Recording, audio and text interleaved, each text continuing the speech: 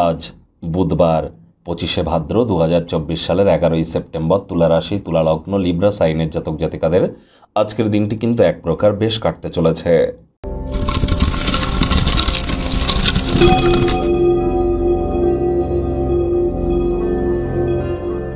ভিডিওটির শুরুতেই আপনাদের সকলকে রাজযোগ চ্যানেলের তরফ থেকে রাধা অষ্টমীর হার্দিক শুভেচ্ছা ও অভিনন্দন রইল। আজ যেমন রাধা অষ্টমী, ঠিক গণেশ চতুর্থীরও কিন্তু আজ অষ্টমী।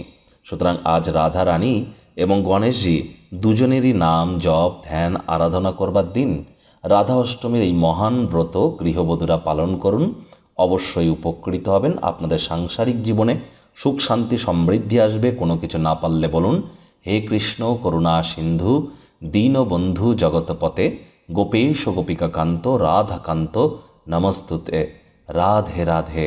আর আপনারা যদি পারেন গণেশজিকে আজ 5টি দুর্বাঘাস অর্পণ করবেন, করে বলবেন ওম গাং গণেশায় নমঃ। আর নিজের মনস্কামনাকে জানাতে ভুলবেন না। ভাগ্য মিটার আজ আপনাদের বলছে 7 আউট অফ 10 ভাগ্য আপনাদের অনুকূলেই থাকবে। তবে কর্ম এবং পরিবার এই দুই ব্যাপারেই আপনাদেরকে একটু সাবধানতা অবলম্বন করেই চলতে হবে।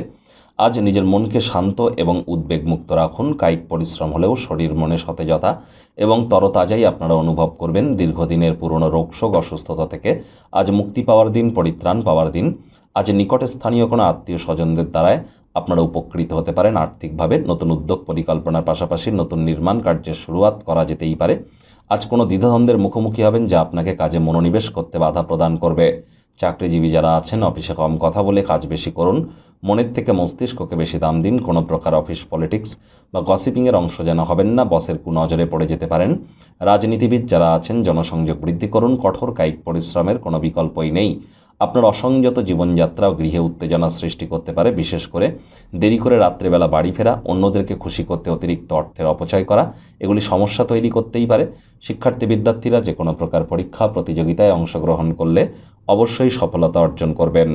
উচ্চশিক্ষার জন্য যারা বিদেশ যাত্রার কথা ভাবছিলেন, ভাগ্যদেবীও আজ আপনাদের পক্ষেই আছেন।